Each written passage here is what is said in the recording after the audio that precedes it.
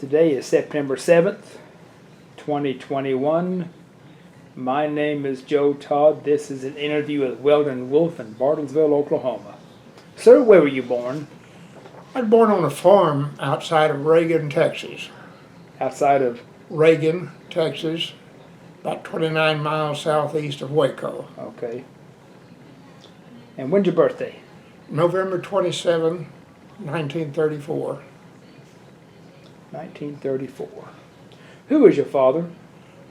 He was Fred Wolf. And your mother? Myrtle Ellis Wolf. What was her maiden name? Ellis. Ellis, okay. Did you go through school in Reagan? No, we moved from there when I was just an infant, or just a child. And I first started school at a young community outside of Fairfield, Texas, a one-room schoolhouse. One teacher with 7 grades. Why'd you move to Fairfield? My dad received a call to the ministry, and so he became. We became Okay. a preacher. Okay. What was the name of the school? Was it Fairfield School? You know, it was young community. Young. It was, Okay. and my teacher was a Miss Young. Miss Young. How does she handle all the grades in one room? You know, I look back on it, and I think that she was one of my favorite teachers ever. She taught me to read. She taught me various things about how to tie my shoes, stuff like that. But she just handled them. She would go from the first grade, and then she would do the second grade, and she'd ask the first grade to some sort of homework or something, and she'd just go through the grades like that. Was she strict? Yes, she was.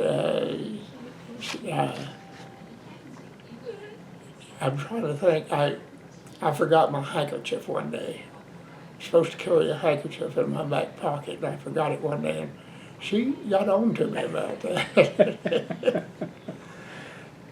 Did you go through all 7 grades there? No, we then moved to Trinity, Texas. And that was a year that Texas went from 11 grades to 12. So they skipped me, had promoted me to the second, and they skipped me from the second and put me in the 3rd grade. Okay. And I went to Trinity for until the 6th grade. And then we moved down on the coast to Clute, Texas. And I went to school there at Clute Elementary, and Lake Jackson was right next to it, Lake Jackson Junior High, and then Freeport High School. So, Freeport High School. What year did you graduate? That was not the end of it. Oh, okay. I did move. We moved up to Mart, Texas. Where? Mart, M-A-R-T, Mart, Texas, and I went for 2 semesters there, and then we moved again, and it was Ben-Hur, Texas. Wasn't it? Like Lew Wallace's book, Oh, yes, Ben-Hur. Ben-Hur. It was actually named after that book. But that was sort of a rural school. It still had 12 grades, but there were only 6 people in my senior class. So, Now, how did you move when you went to these different towns? Joe, I don't remember. I think we just, I know we didn't rent U-Hauls or anything like that, but I guess, I don't know. Okay. I can't tell you. Now, did you move all your furniture with you? Yes, each time we moved Okay. furniture. As far as I know, we never lived in a furnished apartment. Okay. Parsonage, but Because a lot of people had an immigrant car or a box car, they moved everything on the train. no, we didn't have that. Okay. And you graduated high school what year? From Ben-Hur High School in 1951. 1951.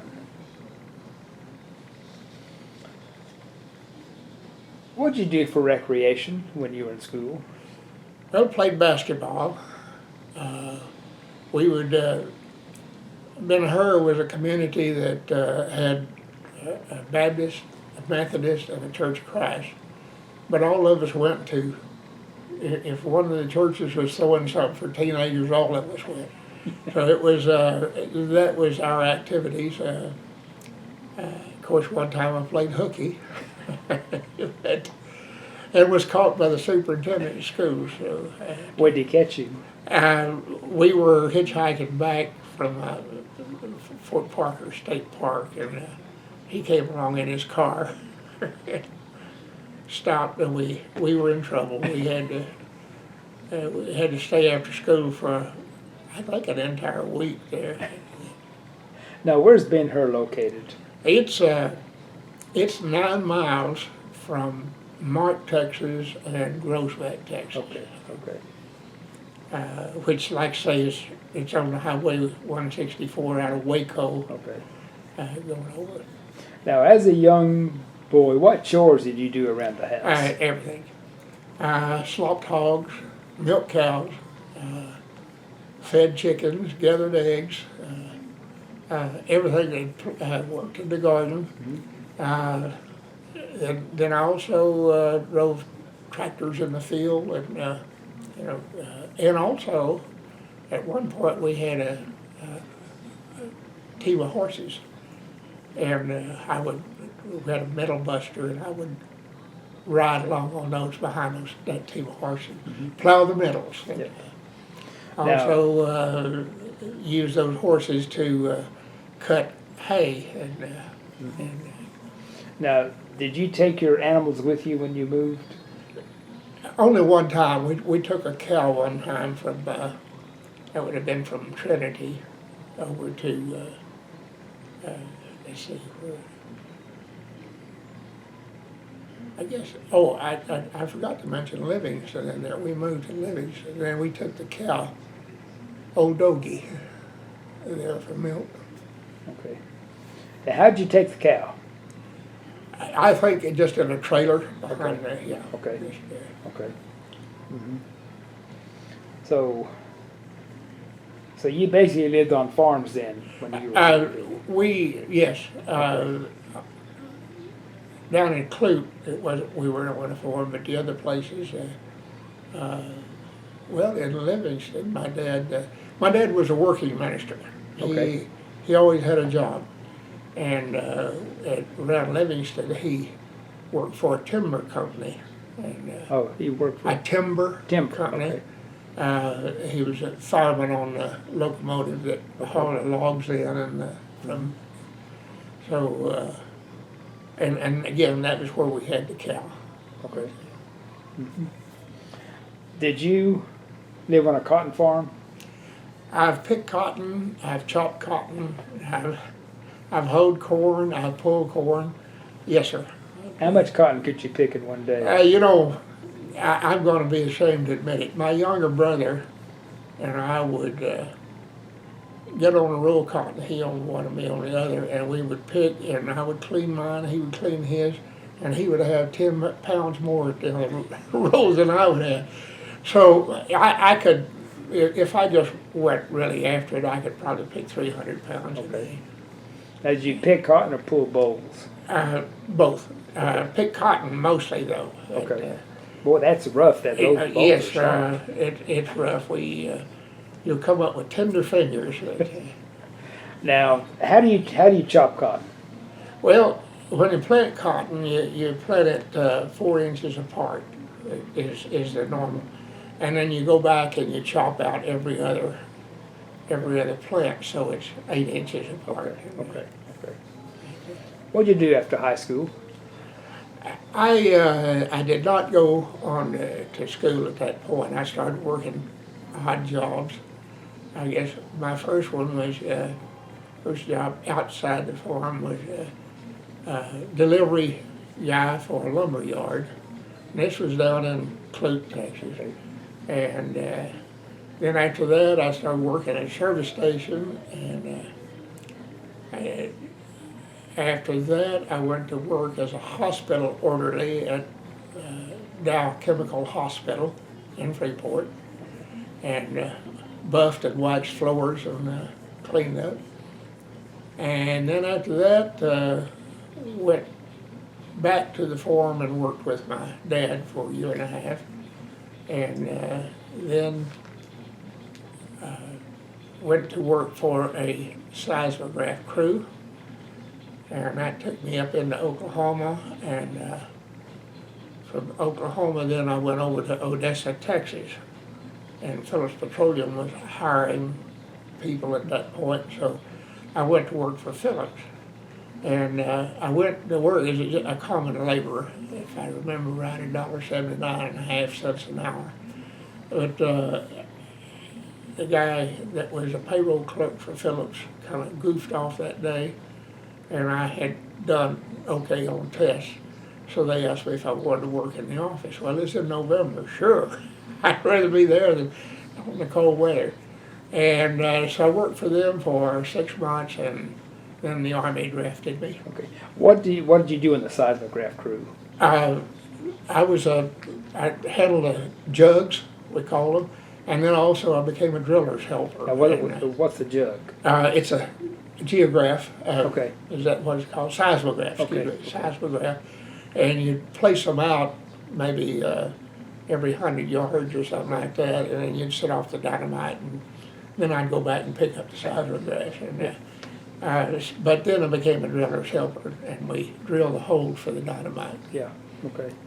What do you drill those holes with?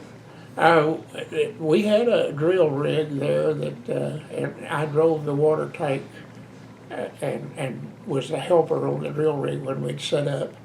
And it was just on the back of probably about maybe a 3-ton or so truck with, and then we'd have the power take off and that kind of thing on it.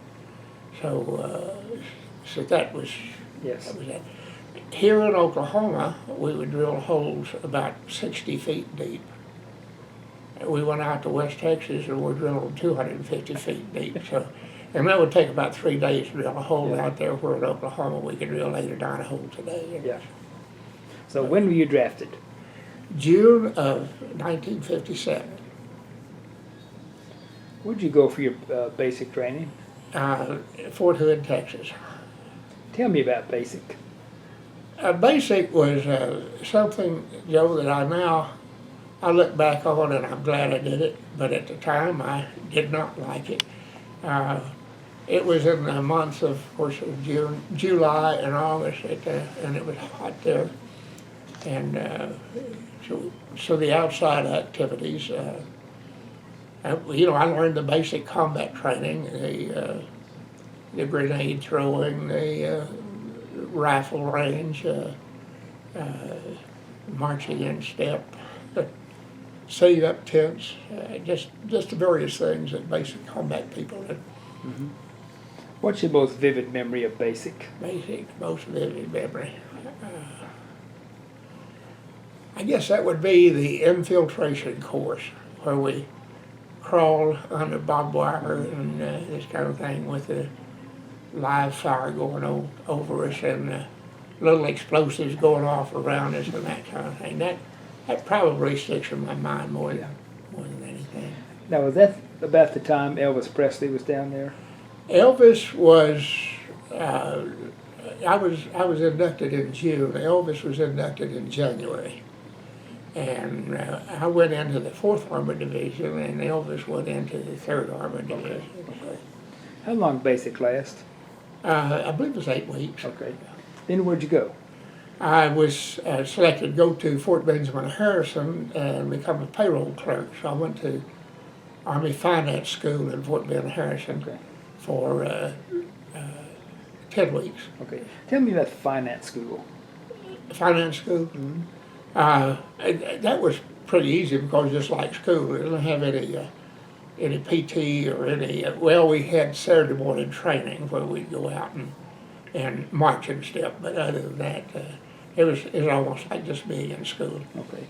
What was the reaction of the people in Indianapolis to you being in the Army? Say that again. What was the reaction of the people in Indianapolis to you? We were looked on as very favorable. If you go into bar, there'd always be somebody there that wanted to buy you a drink or this kind of thing. So it was that we were looked upon favorably, yes, very favorably. Now, what do you learn in finance school? Well, I learned to be a payroll clerk. At the time, there were military pay records. They were good for 6 months, and then you transferred and got another record for the next 6 months. So, and you figured pay each month on what had the basic allowance for subsistence, the basic allowance for quarter, so forth, and you just kept a record of that. And then we went to the military pay voucher system, and that was a system, supposedly you could take a ballpoint pen and a flat rock and you could keep up with the payroll. But it was different, but it was much easier. Okay. Before that, did you pay in cash? We were paid in cash, yeah. Okay. We paid in cash even through the military voucher system. Okay. I don't remember direct deposits at all. It was all cash. Yes. And being there, you had to figure out for the paying officer, you had to figure out how many 20s, how many 10s, 5s, and 1s. You didn't have change. The change carried over to the next month. Mm-hmm. So you had to figure that for each one of the payrolls. I was payroll clerk for the 407th Army Security Agency, and a couple of guys I took I paid were the nephew of President Eisenhower, okay, and the son of Harvey Firestone, and son of Chrysler CEO Tex Thornton. Anyway, those guys were in Army Security Agency, and the Eisenhower nephew came in and he said, he reported in, and they said, "Where is it?" And they said, "What?" And he said, "The mess hall. I'm going on PT." he had been subjected, I guess, because of the name, to maybe a little bit more. Yeah. Now, was every time that you came up short or came up long after paying? I didn't myself. I mean, we had it, we counted it, we turned it over to them. They counted in front of us so many 20, so many. Then they took it out to the field or to their paid place, and they would distribute to the various people. Now, most smart pay agent officers would break the payroll down and put it in envelopes for each individual. And that way, if you came out short, you knew that there was a mistake somewhere. But some of them just took the cash and they would come up short sometimes. What happened if it came up short? It came out of their pocket because I had given them an amount of money and they had signed for it. Yes. But when they went out, did they have an armed guard with them? Yes. Yeah. MPs? MPs. Okay. At one point, this is over in Europe, I was a mail clerk in a finance office also beside me. And I went over to the post office. They told me I had to come back with an arm. And I went back and got my finance officer's 45, strapped it on, went over and picked up $250,000 in cash and carried it over on my shoulder back to the finance office. Now, I had serious thoughts. Yeah. Now, from Fort Ben Harrison, where'd you go? Back to Fort Hood. Okay. And we stayed there, and the 4th Armored Division, Gyroscoped was the name of the operation, with the 1st Armored Division, which was in Germany. And they left all their equipment and this kind of stuff, and we left ours at Fort Hood, and the personnel transferred over. So an entire division transferred over. How'd you travel to Europe? I was one of the fortunate ones. I traveled by air. I went took out of Brooklyn Army Terminal, and as a matter of fact, two of us. Where? Brooklyn Army Terminal, which is Brooklyn. Going. Yeah, New York. And two of us, another finance and I, actually bumped a couple of officers, which were a little peeved because we were needed in Germany. The main finance office went by ship, and we stayed back. 6 of us stayed back to finish up the final thing. We in the band, the division band, stayed back and then went over. But I came back by ship. Okay. Now, were you assigned to a unit in the 4th Armored Division? Yes, I was assigned to, I took basic with the 2nd Battalion, 78th Artillery Regiment, U.S. 4th Armored Division, U.S. Army. I was assigned then to the 504th, I'm trying to think, 504th Admin Company, yeah, Admin Company, which included the AG, the postal unit, the various things, Okay. and finance offices there. So was this you, the 504th, is this when you went to Europe? Yes. Okay. Where were you based in Europe? 3 different places. I first went to Heilbronn, Heilbronn,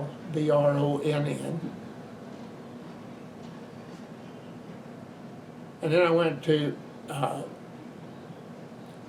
Bad Tolz, BAD space TOLZ, and then to Goeppingen, GOEPPINGEN.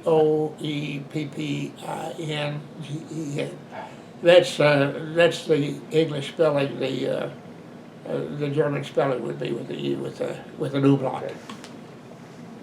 Now spell that again. GOEPPINGEN, Goppingen. Yes. Okay.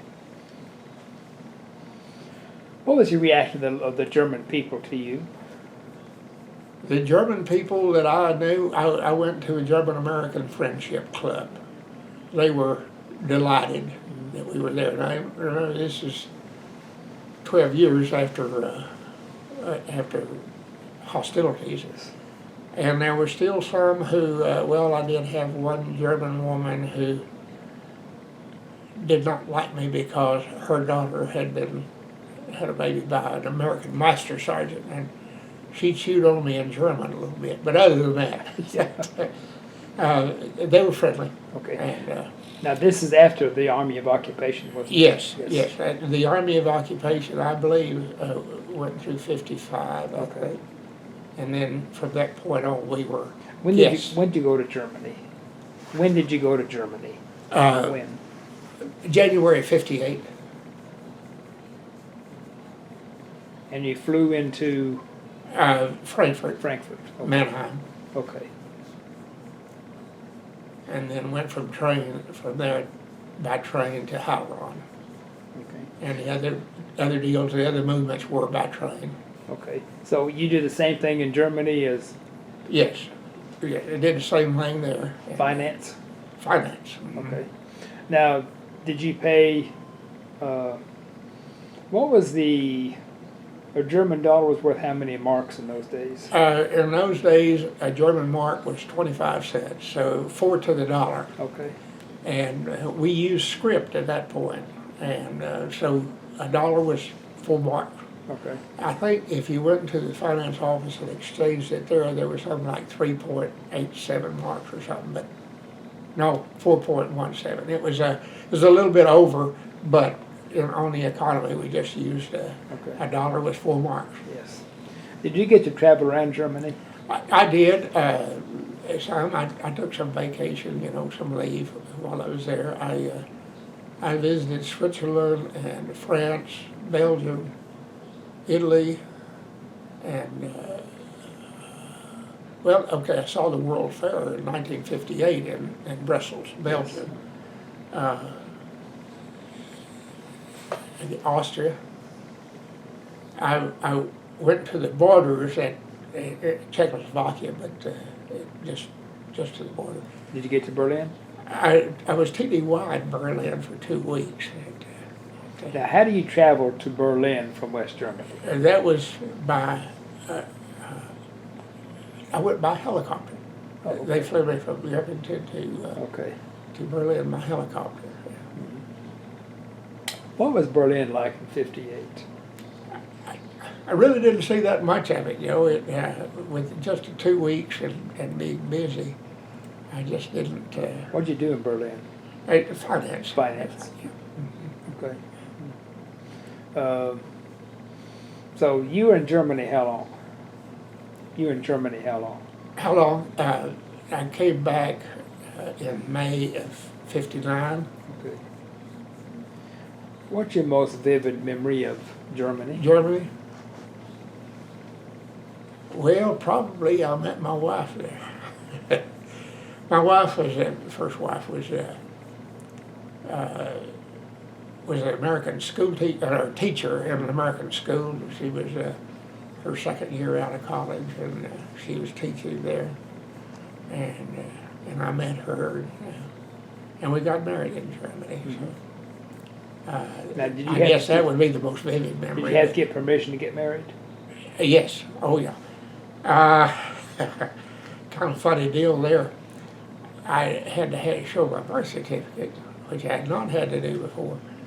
And when I got it, it had non-reported under the name. And the doctor that delivered me had not reported my name. He reported a boy being born. And do you remember the old Oslid reproduction things? And I took that birth certificate and I bent it across the name, bent, and then made a copy of it, and it went through.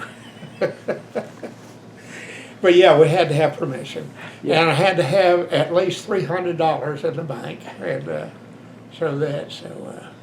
What was your wife's name? Your first wife? our first wife's name was Janice.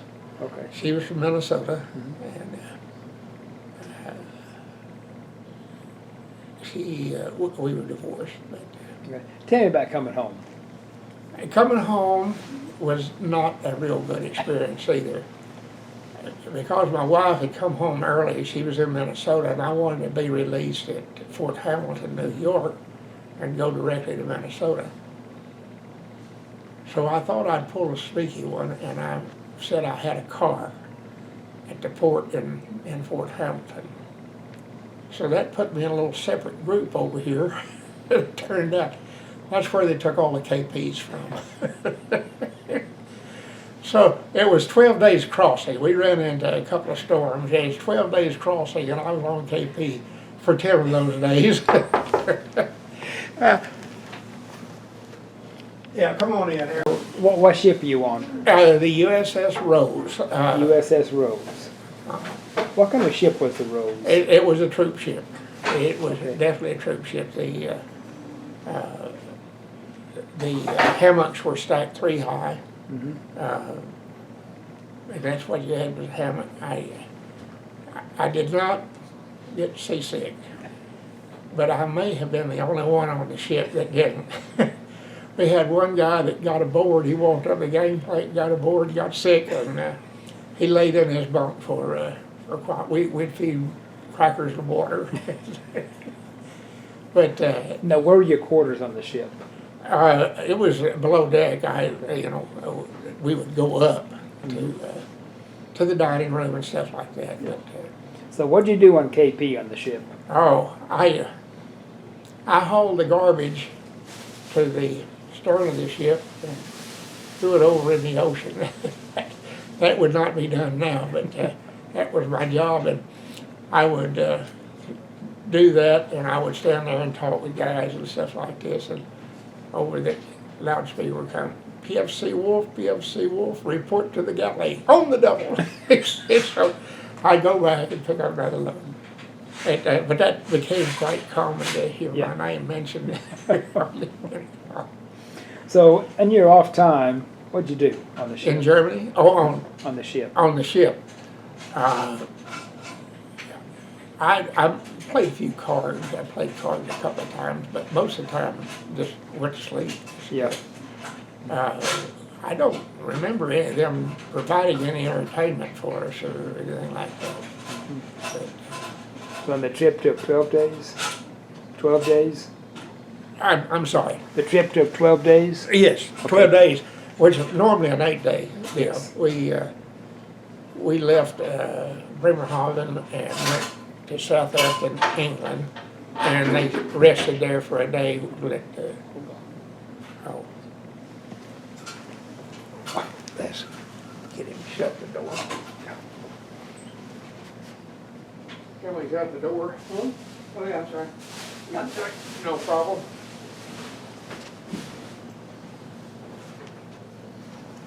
Pardon me for that. Tell me about the storms. About what? The storms you hit. Oh, there was one that we hit that at least half the deck was roped off that you couldn't go to the forward deal. Yeah. Other than that, off duty, I would go to the forward port and look around and see things and go to the back. But then we hit that, and I think it lasted a full day and a half where waves were breaking over us, and that's when most people got sick. So where did you land? In at Brooklyn Army Terminal. Did you see the Statue of Liberty coming home? Oh yes. What did you think when you saw the Statue Well, of Liberty? it looked good. It looked good. Yes. I might mention one more thing about KP. I was the first guy off the ship with a load of garbage. Then I had to rush back, and you had to put on your Class A uniform, and so I was having a hurry there to do that. But yeah. Why'd you have to put on your Class A? We had to be in Class A's to depart. Okay. So you got off the ship. What'd you do? They put us on a plane, chartered plane from, and we landed at not O'Hare, but the other Midway Airport, and refueled and went Was on. anything when they found out you did not have a car? Did Oh. they say anything? Well, no, really. They, because of the deal there, they just took me and put me in with the rest of the people going to Fort Chaffee. But it didn't work like I wanted it to. So you went to Went to Fort Chaffee from Chicago. out of Chicago. Well, yeah, went to Chicago and then down to Fort Chaffee. Did you go by Fort Chaffee by train? That was by air. By air. That was a chartered air. Yeah. Okay. And when were you discharged? I got out on May the 29th of 1958. I was released from active duty. And, I thought, well, that's it. I've done my part. I've been drafted. I didn't realize that I had 7 years of military obligation. And like most guys would come out and find a reserve unit or National Guard or something and satisfy that obligation in 2 years. I didn't. So I went to Odessa, Texas. Again, back in the Army. Now. So you were discharged May 29th, 1958, and you said you had a 59. 59. I got it. Thank you much, All right. Eric. Okay. And you said you had a 7-year obligation, and you went to Odessa. Phillips, had my job waiting for me after the Army, military leave. So wife and I went to Odessa, and I just messed around, not even thinking about military duty. And come in the August of 1960, I believe, President Kennedy was having a problem with the Russians, and he froze everybody in their present status for a year. Well, I would have been out except that frozen there. And so in November of 61, I was recalled active duty as a PFC with a wife and 2 children, $144 a month. And where'd you go? I went to Fort Polk, Louisiana, Leesville. What'd you do there? There again, I was still in the finance corps at that point, and so I did finance. I was a filler reservist for the 49th Armored Division National Guard. Yes. And I'm going to have to say 6 of us pretty well instructed the other 30 members on how payroll went. We 6 all came in as fellow reservists. And one guy that I'd served with in Germany, Fred Vasquez. Fred what? Fred Vasquez. Okay. And but anyway, we were working 12, 14-hour days, and finally got everything caught up, and then they transferred me over to the 4009th U.S. Army Garrison. It was a reserve outfit out of Baton Rouge, Louisiana. Was this still a Fort Polk? It is still at Fort Polk. Okay. That entire thing was at Okay. Fort Polk. But when I went over there, I went into the travel section of their finance office, Okay. and started seeing all these guys coming back from places that were knowing that we were going to leave Fort Polk. It had been reestablished. So. And if you ask me my recollections about Leesville, I tell you, they were not very good. That was. Why? I didn't meet any people that were not military or people at the bars. That's really all you. You didn't have like in other places they have a USO or something. Well, Fort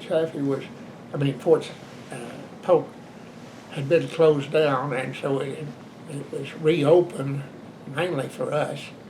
49th Armored and this kind of thing, and then they decided to keep it open, so they started bringing in regular Army people.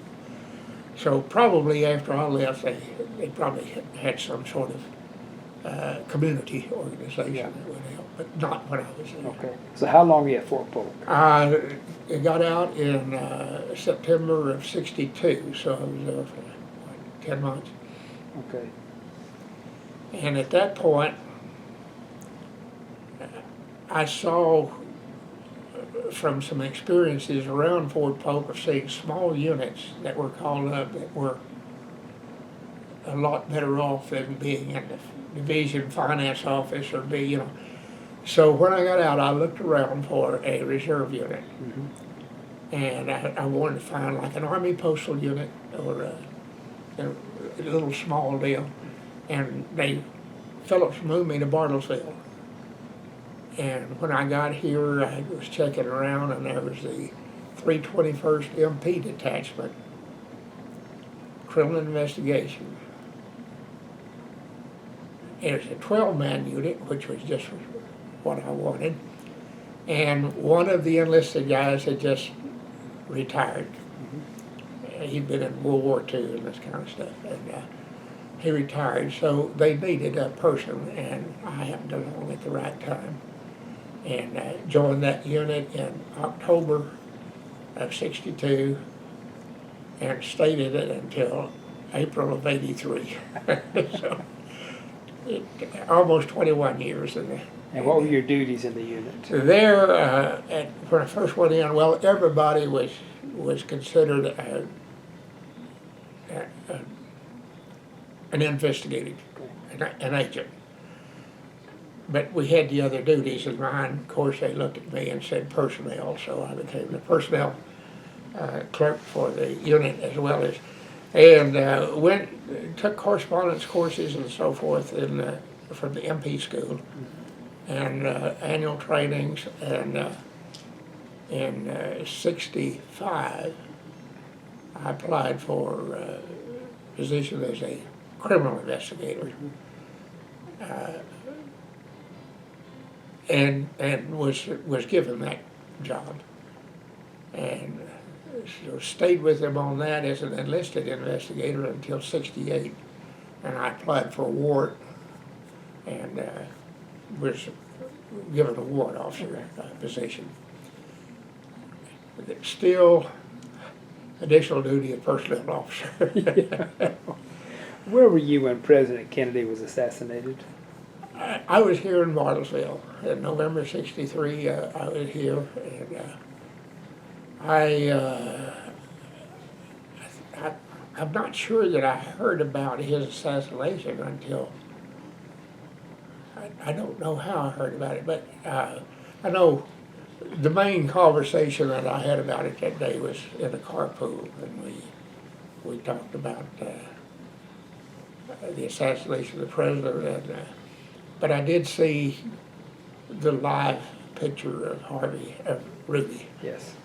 shooting Lee Hazel Harvey.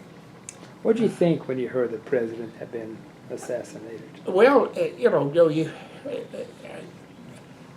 his politics and mine were not the same, but you just don't assassinate a president. Yes, I don't yes. care who he is.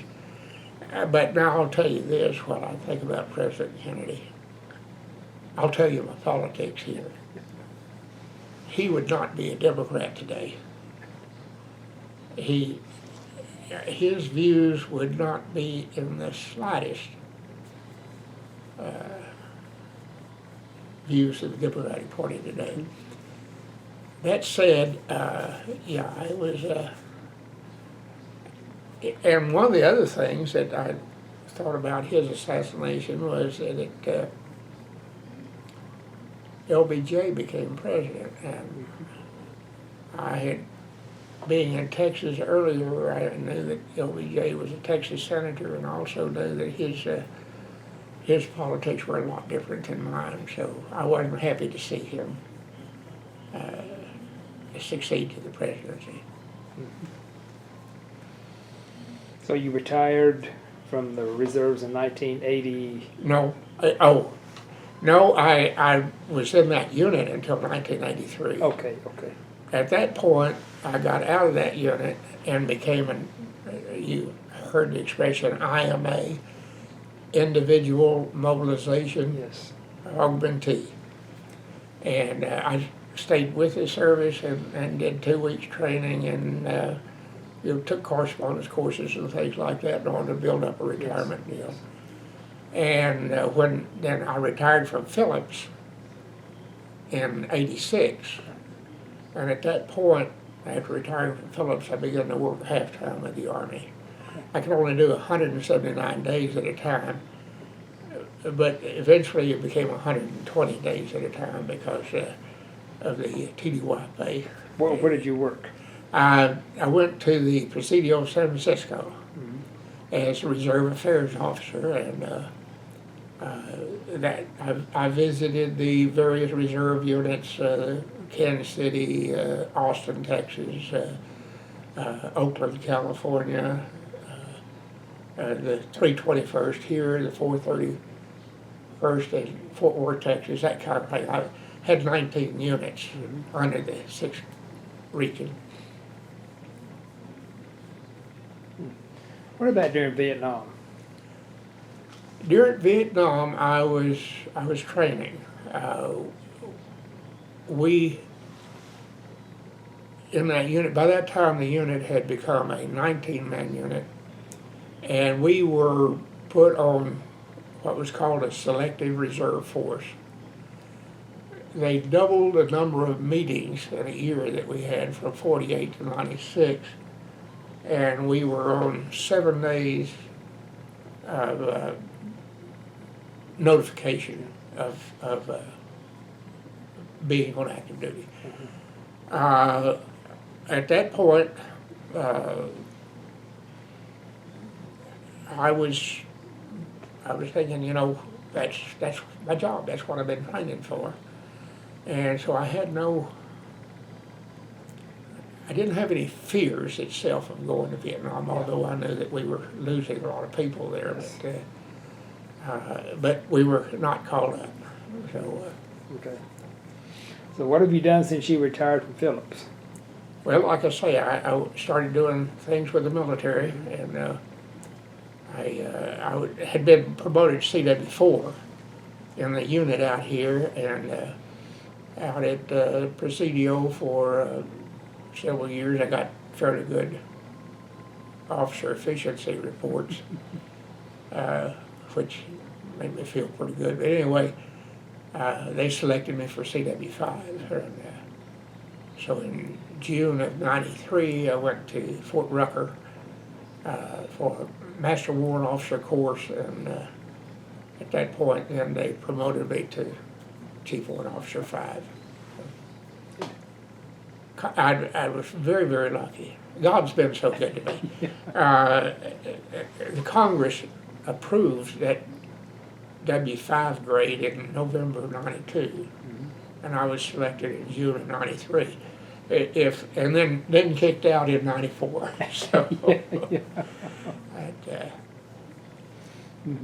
but I did in that period of time. I did security details at times for.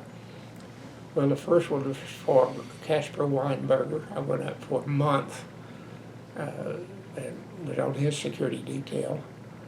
The second one was Admiral Crow. I was on his security detail for a month.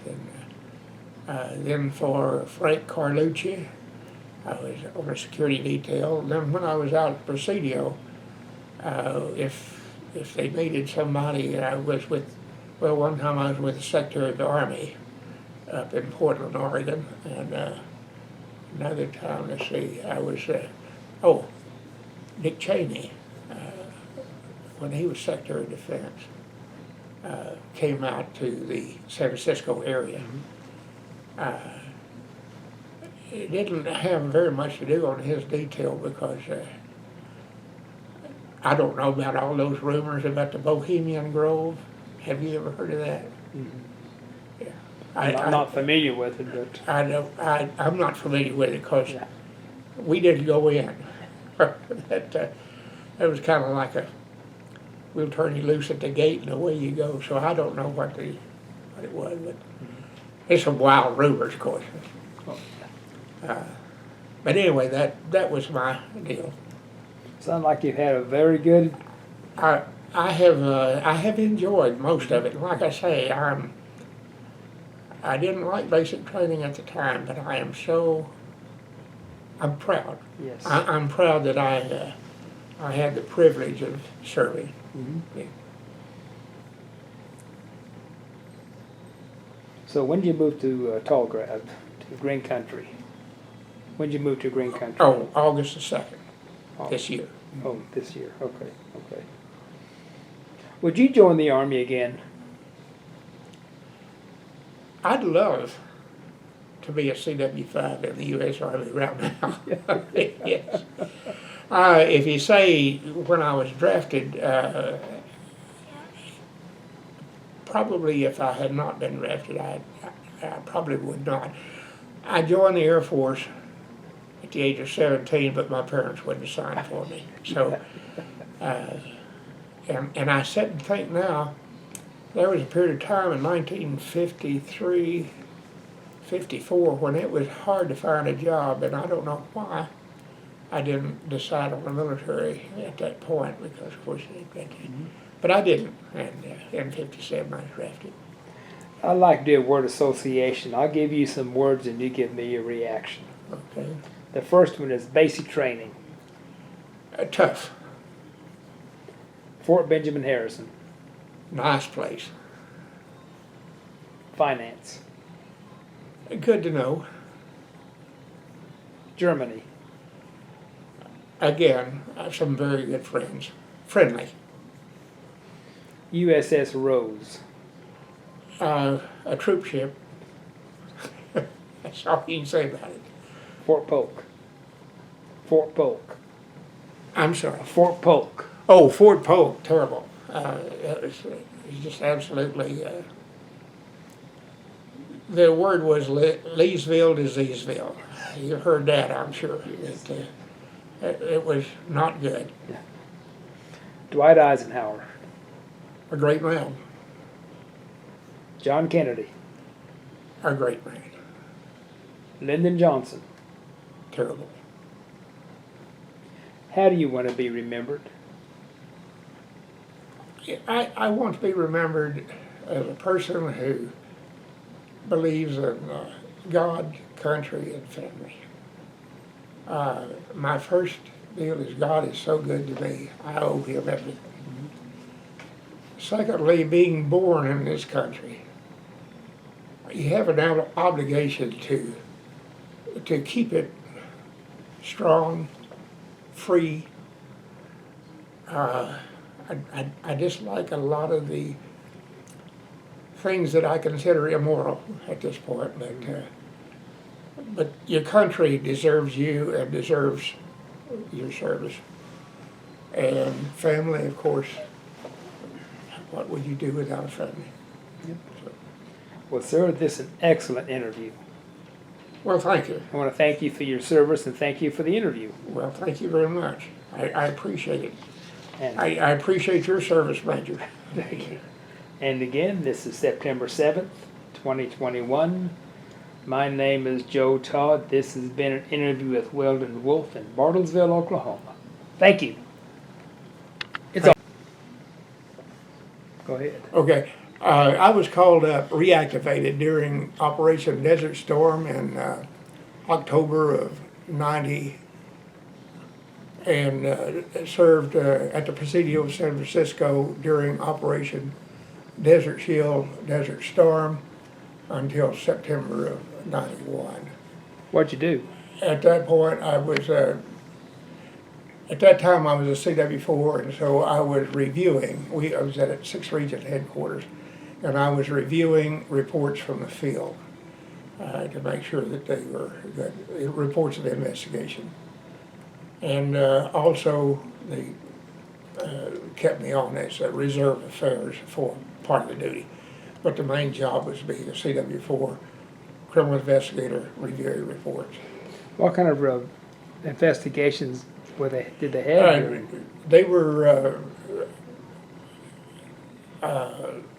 grand larceny if it was over 2,500. If it was less than that, the MP investigators did it. I did, of course, fraud against the government, theft of government property, personal crimes like assault, battery, murder, and let's see, I guess that's probably pretty close to it, just being just an investigator for the Did Army. they have much of this going on during Desert Storm? It had quite a bit on the, if you remember, a lot of thefts of military equipment that was going over to Kuwait, like night vision goggles. Those were the main thing. I don't know, people who, someone in charge property that would kind of fudge a little bit, but yes, we did have that going on, theft. Yeah. Okay. Thank you.